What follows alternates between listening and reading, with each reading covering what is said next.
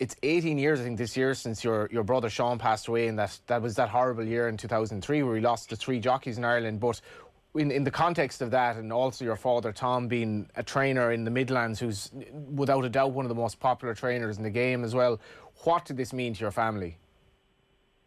So it meant everything, really, you know. I remember when Seán had his accident, I was only 16, and I was only starting out as an apprentice. I was on my second season.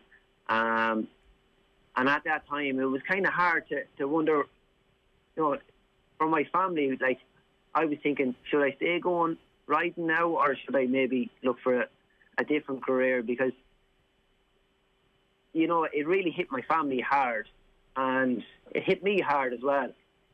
But I just kept going, and I had great seasons. Then I had really bad seasons, and things got really tough. And to be fair, Davy Moore then decided he was kind of Jim Bulger's lightweight jockey at the time, and he decided to up and move to Canada, which was a great move for him. He's been very successful out there. And my agent Dave Keena approached me, and he says, there might be an opening there. What do you think? Should we approach Jim Bulger and see would he give you a job or whatever? And like that we did. We approached him, and he took me on. And to be fair, I've never looked back. He's been so good to me over the years. Like, even though I've had a few quiet seasons and things like that, but I've still ridden a lot of great winners for him in handicaps and even Group 3 level. But for him to give me the ride in the Guineas was just, even without winning, it was just the confidence he had of putting me on the horse, even if the horse didn't win. That even made my family proud, because for a trainer like that, a high-class trainer like him, to have the faith in putting their son on one of his high-class horses was just brilliant. And I don't know, it made me proud because I was able to make my family proud, you know, and it's just an unbelievable feeling, and I love for every single jockey riding in the Wareham or riding wherever to be able to do the same thing, because the lift it has given me is just unbelievable. Like that, people say, oh, rock on to your next.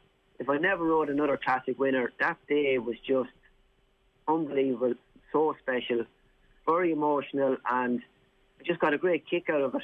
And all the jockeys came out to the parade ring and clapped me back in. And that was very special. I'm even getting emotional here now at the minute, but it was fantastic. When you think of that, though, like, you know, it's not that long since Pat Smullen's, you know, Cancer Charity Day, you know, all the legends, but when you're in that parade ring at the Curragh, you're standing in the shoulders of giants in terms of the historical context of the jockeys that have ridden here, that have, you know, gotten off a horse after winning a classic. So many greats down the years. Courses have been running in the Curragh for hundreds, if not, you know, over thousands of years, that horses have met at the Curragh, and you became immortalised in that moment by winning the classic as well. You're part of them now. Yeah, like, I just wish every jockey could experience, because it's just unbelievable, and I can't thank everybody enough for the reaction they gave afterwards. And it was just very special, a very special day. It made me proud, made my family proud, and it'd be fantastic if Seán, my brother, was still around, because it would have made him proud as well, you know. Oh, no doubt. Rory, I can only imagine the difficult decision to continue going, because in your head you bear the burden of following in your brother's footsteps, but you also, I guess, are a bit scared that your parents are worried that the same thing might happen to you as well. So it's not like you're an accountant or a publican or a footballer. It's you know, it's the same thing. You're doing the same sport that cost your brother his life. What ultimately was that decision to go forward? Why? How were you able to even go forward? Yeah, look, I don't know. At the time, it was a little bit tough. But our problem was, we grew up with the horses. We worked with the horses from a very young age. We hadn't much of an education, so there kind of wasn't another option for me. I was never good in school. It wasn't until I kind of came to Kildare that I actually learned to read and write a bit. But I don't know. I just thought at the time, like, there was nothing else for me to do. That was the only way I could make a living, and just hope that the same thing wasn't going to happen. That lightning wouldn't strike twice, and that's just the way it is for us at the minute. That's just the way it is for us. That we just have to keep going and just hope that lightning doesn't strike twice. That's all. That's very difficult for any teenager to deal with, really, to go through the grief, but also having that fear. It wasn't a fear. Like, don't get me wrong. Like, it's not a fear for me, but if you wanted to call it a fear, it'd be just a fear that to see my family go through it again. That's just it, really. Like, I've no problem I get up on any horse in any shape or form. And you have. And I have, and I still will. But it's just, I'd hate for any family to go through what my family had to go through at that time. Barney Curley's death, I firmly believe, I'm not particularly religious at all, but I firmly believe that Barney, who obviously he went for the priesthood earlier in his life, didn't become a priest, but was a firm believer in God or whatever. But I think at the end of his life, as in the last few weeks where he knew that he was about to die any time, I think the faith was a real strength for him, and I firmly believe it helped him along the way. But was there a part of you, without trying to be all soppy here, was there a part of you last Saturday that felt that Seán was at the Curragh helping you along? Oh, definitely, yeah.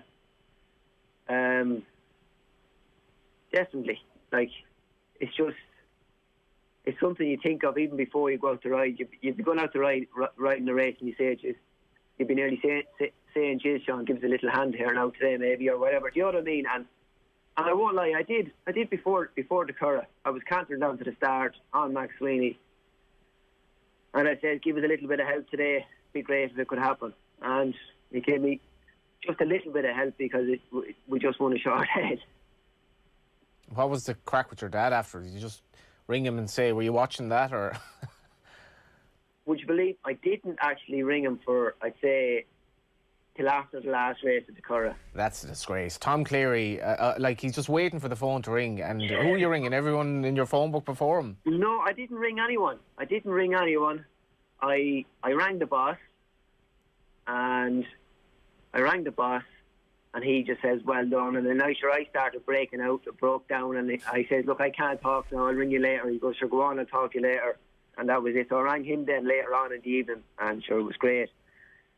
So I don't know, it just took me a while to kind of sink in and just realise what was after happening, and it's like you said, it was very special, and it's great to be a part of that, and to be able to say that you partnered a classic winner, it's all.